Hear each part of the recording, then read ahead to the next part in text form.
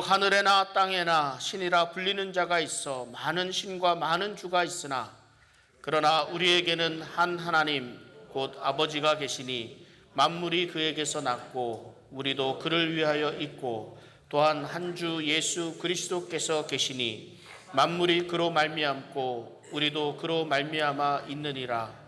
그러나 이 지식은 모든 사람에게 있는 것은 아니므로 어떤 이들은 지금까지 우상에 대한 습관이 있어 우상의 제물로 알고 먹는 고로 그들의 양심이 약하여지고 더러워지느니라. 음식은 우리를 하나님 앞에 내세우지 우리가 먹지 않는다고 해서 더 못 사는 것도 아니고 먹는다고 해서 더 잘 사는 것도 아니니라.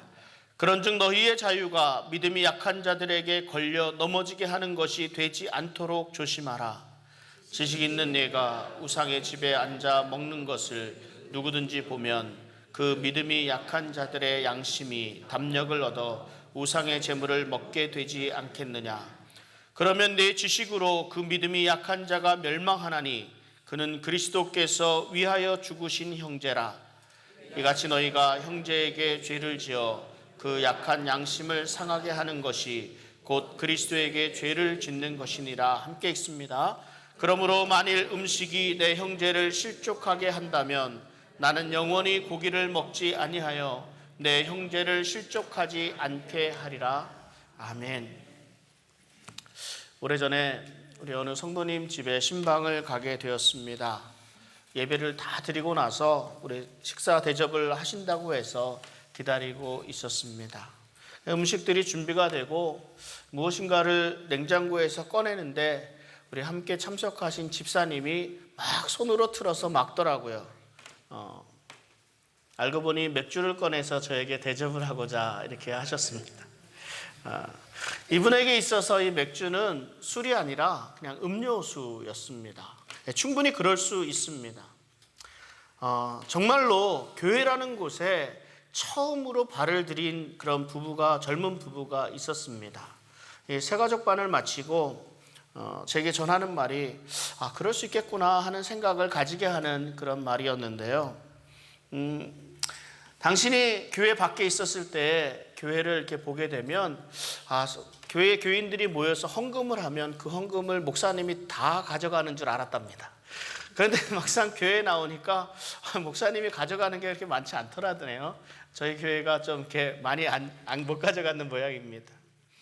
그래서 그 분이 하시는 말씀이 밖에서 볼 때랑 안에서 볼 때랑 너무 달라서 안에 오니까 배워야 될 것도 많고 알아야 될 것도 너무 많더라, 이런 말씀을 이렇게 한 적이 있었습니다. 여러분들 혹시 학교에 다니실 때 전학이라는 것을 가보신 적이 있습니까? 이사를 간 새로운 동네에 새로운 학교에 다니게 되면 처음에는 모든 것이 낯설 수밖에 없습니다. 한 달이 지나고 1년이 지나면서 정말 새로운 곳에서의 삶이 익숙해져 가게 됩니다. 그 전까지는 무엇이든지 어색할 수밖에 없습니다.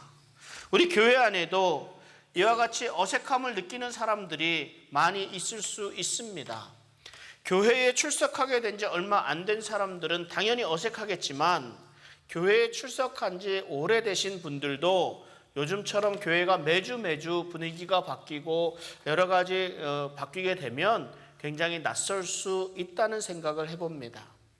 교회에 출석한 지 몇 주가 지났는데도 누가 누군지 잘 모르겠다고 말씀하십니다. 이게 당연합니다. 매일매일 보는 것도 아니고 일주일에 한 번 봅니다. 그것도 정식으로 소개받아 보는 것도 아니고 그냥 이리저리 지나면서 인사 정도만 하게 되면 누가 누군지 모르는 것은 당연합니다. 그래서 먼저 교회에 자리 잡고 있는 성도님들이 우리 새로운 성도님들을 잘 돌보아 주어야 합니다. 먼저 찾아가서 인사도 하고 내 이름 소개도 하고 이름을 묻기도 하면서 기억하려고 해야 합니다. 화장실이 어디에 있는지, 아이들이 교육받는 곳은 어디에 있는지 또 잘 안내해 줄 수 있어야 합니다. 그래야 이 어색한 상황에서 자연스럽게 정착할 수 있습니다. 제가 새가족 만남의 시간을 하게 되면 늘 모든 분들을 한 번씩 소개해 드립니다. 새로운 사람들만을 소개하는 것이 아니라 그 자리에 참석한 모든 분들을 소개해 드립니다. 기존의 성도님들은 새로 오신 분 몇 분 정도만 알면 됩니다. 그러나 새로운 가족들은 모든 사람이 새로운 사람들이기 때문에 다 소개가 되어져야 합니다. 지난주에 인사를 드렸다고 해도, 내 이름을 기억하지 못한다고 해도 서운해하지 말고 이번 주에 또 인사를 드리면서 자기 소개를 해줄 수 있으면 좋겠습니다. 이것이 새가족을 환영하는 좋은 방법이 아니겠는가라는 생각이 들기도 합니다. 새로운 가족이 오시게 되면 제일 먼저 묻는 것이 있습니다. 오늘도 몇몇 분들이 보이는데 가서 성함을 여쭙습니다. 이름도 여쭙고 하고 있는 일이 무엇인지, 어디에 살고 계신지 등을 묻습니다. 호구조사라고 하죠. 기본적인 호구조사를 마친 후에 신앙생활을 어떻게 하셨는지를 확인합니다. 집사님이신지 장로님이신지 권사님이신지를 묻습니다. 예전에 계시던 곳은 어느 교회였는지, 어느 교회에 다니셨는지, 그 교회에서 하시던 일은 무슨 일이었는지를 묻습니다. 그런데 이 잠깐의 만남으로 이 모든 것을 알기에는 시간이 너무 짧습니다. 그래서 우리 새가족반을 통해 교육하면서 서로를 알아가는 시간을 가집니다. 새가족반을 시작하려고 하는데, 새가족반에 들어와서 공부를 하시고 싶으신 분들은 우리 사역팀장인 우리 차은정 권사님에게 신청해 주시면, 원래는 오늘부터 시작하려고 그랬는데 다음 주부터 시작하려고 합니다. 신청해 주시면 좋겠고 권사님이나 저에게 말씀해 주시면 좋겠습니다. 그런데 저만 새가족에 대해서 궁금한 것이 많겠습니까? 그렇지 않습니다. 새가족들도 우리 교회에 대해서, 우리 교회의 교민들에 대해서 궁금한 것이 참 많을 것입니다. 왜 저희 교회에 오게 되었습니까? 이렇게 물으면 누구 소개로 오신 분도 있고, 또 우리 교인의 인도로 오신 분도 있고, 웹사이트를 보고 오신 분도 있습니다. 그리고 어떻게 등록하셨느냐고 물으니까 우리의 예배 시간에 마음이 편안하다고 말씀하시는 분들도 있고, 우리 성도님들이 따뜻하게 환영해 주셔서 등록하시게 되었다고 하시는 분들도 있습니다. 이분들의 눈에 가장 크게 눈에 띄는 것이 누구이겠습니까? 예배 시간에 앞에 서 있는 우리 찬양팀원들, 그리고 앞에서 찬양하는 우리 성가대원들입니다. 아마도 입구에 들어설 때 맞아주시는, 안내하시는 분들, 새가족이라고 환영해 주시는 새가족 사역팀들 또한 큰 인상을 심어줄 수 있습니다. 이들의 찬양하는 모습을 통해, 이들의 섬김을 통해 우리 교회에 대한 첫 인상이 심겨지게 됩니다. 그리고 사람들에게 소개를 받으면서 우리 장로님, 집사님, 권사님 등 여러 사람들을 알게 됩니다. 그래서 교회에서 이 직분이라는 것이 참 중요합니다. 이분들의 행하시는 모습이 작게는 우리 교회의 모습이기도 하지만 크게는 그리스도인 전체의 모습을 대변할 수 있기 때문입니다. 우리 사랑하는 챈들러 한인 장로교회, 우리 벨리 한인 장로교회 성도님들이 건강한 그리스도인으로 바르게 서 있을 수 있기를 바랍니다. 그래서 다른 많은 사람들에게 그리스도인으로서의 선한 영향력을 끼치는 건강한 그리스도인 되시기를 주님의 이름으로 축원합니다. 우리 교회는 많은 사람들이 모였습니다. 다양한 사람들이 모였습니다. 부자나 가난한 자나 주인이나 종이나 남자나 여자나 노인과 어린아이나 다양하게 모여 있습니다.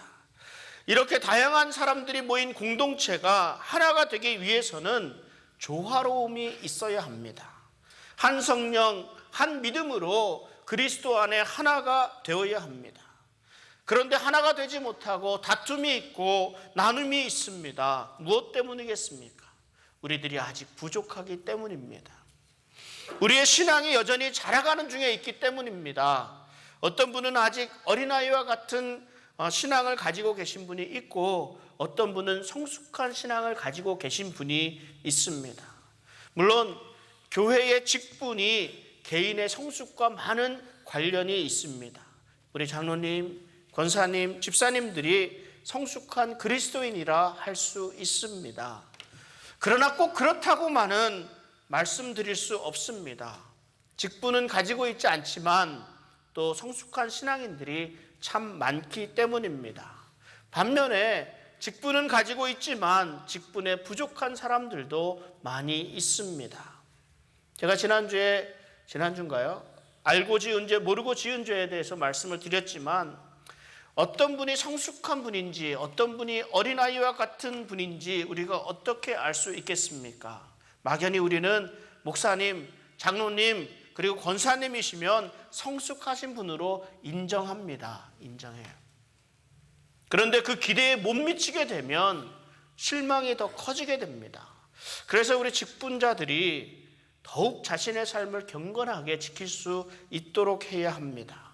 바울은 이 점에서 우상에게 바쳐진 재물을 가지고 고린도 교회 교인들에게 성숙한 그리스도인으로 어떻게 살아가야 하는지에 대해서 가르쳐 주고 있습니다.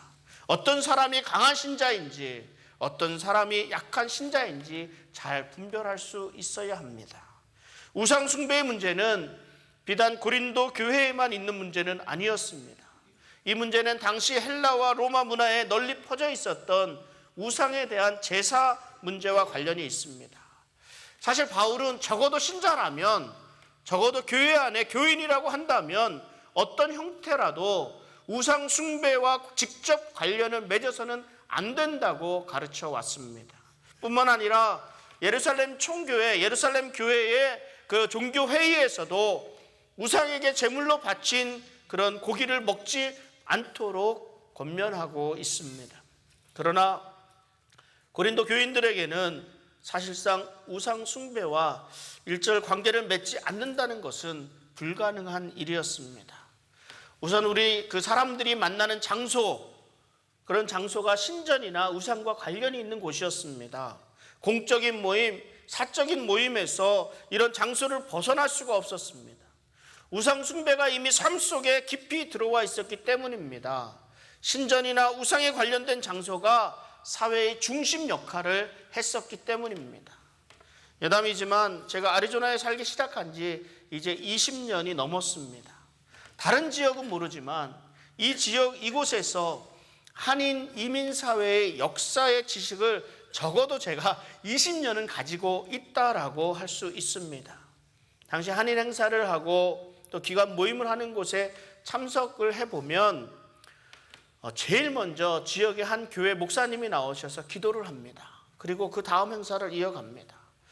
그리고 회의도 시작하고 행사도 시작을 합니다. 기도를 먼저 하지 않더라도 회의 중간에 기도하는 시간이 있어서 기도를 하기도 했습니다. 우리 지역 한인사회에 우리 교회가 차지하고 있는 그 영향력이, 비중이 상당히 컸었습니다.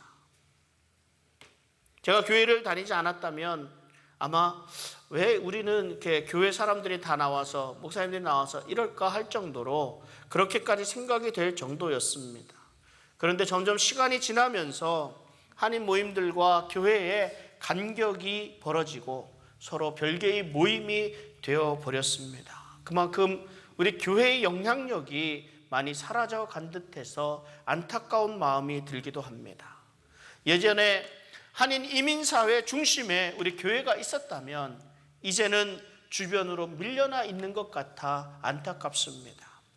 이와 마찬가지로 당시 고린도 도시의 삶은 우상숭배가 그 삶의 중심에 있었습니다.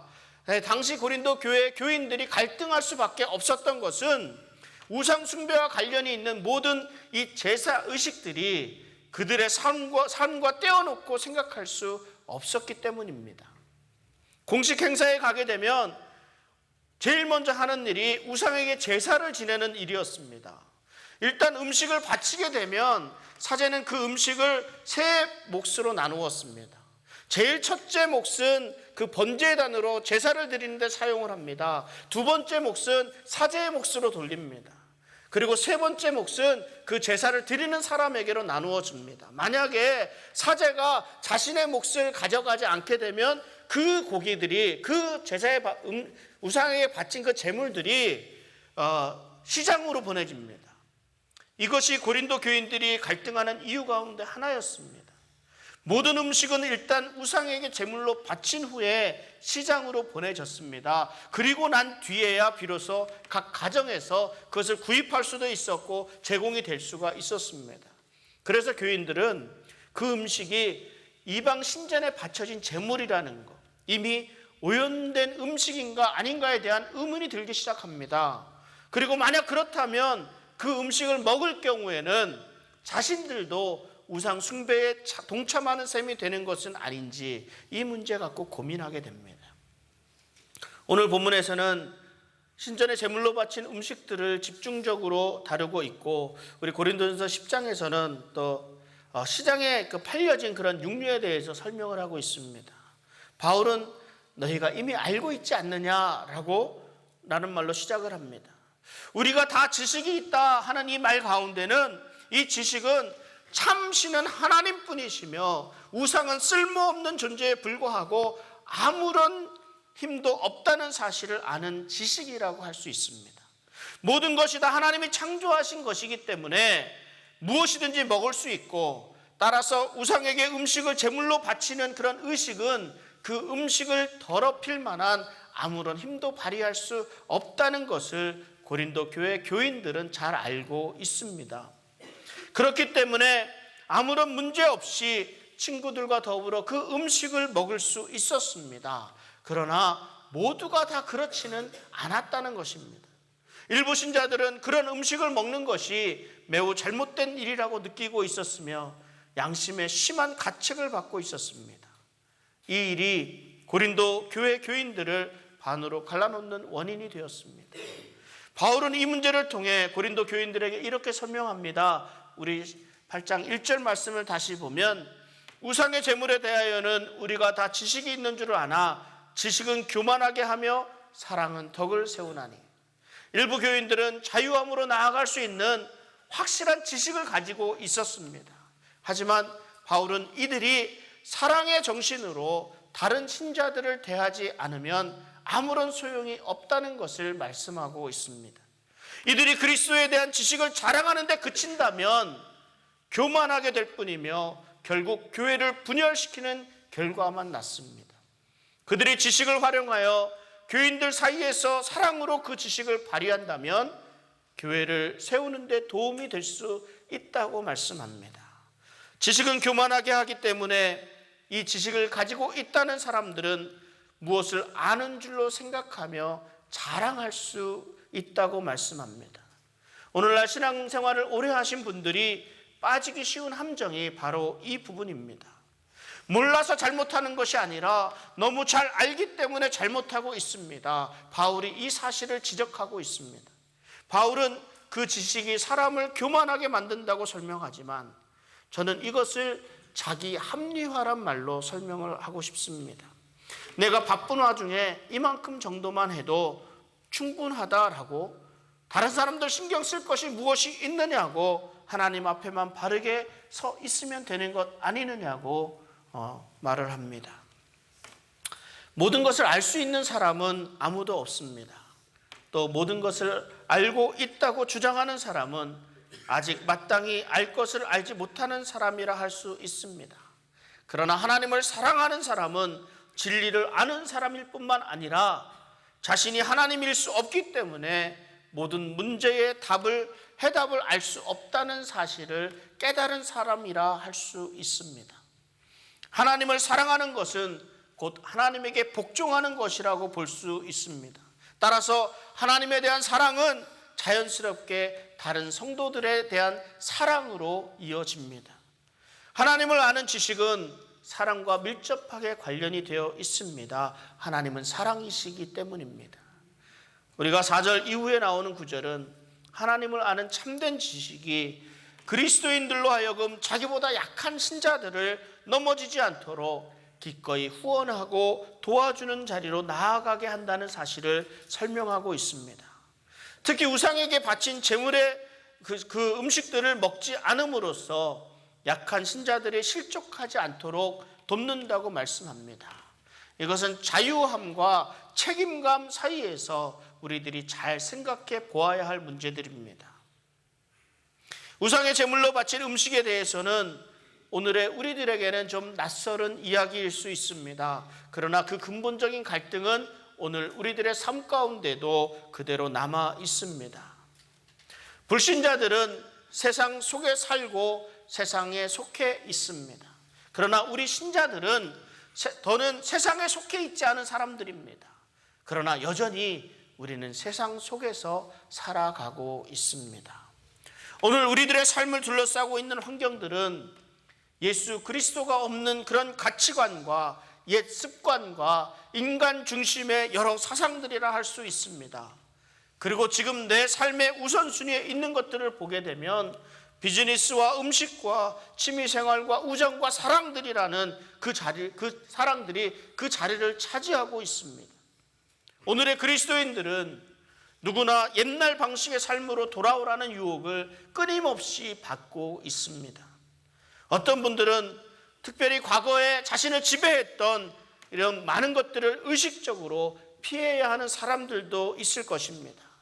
내가 그리스도인이 되었다고 해서 내가 행하던 우상 숭배적 그런 습관들이 하루아침에 건전한 것으로 변하지는 않습니다. 바울은 그리스도 안에서의 자유함이 모든 사람에게 동일하게 적용되지는 않는다는 점을 지적하고 있습니다.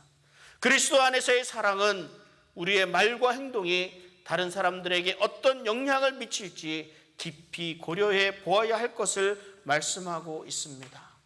하나님께서는 만물을 창조하셨습니다. 하나님은 오늘 우리의 삶과 우리의 환경 모두를 주관하십니다. 우상은 아무것도 아닙니다. 그러나 이 지식을 사람마다 다 가지지 못하였다고 바울은 말씀하고 있습니다.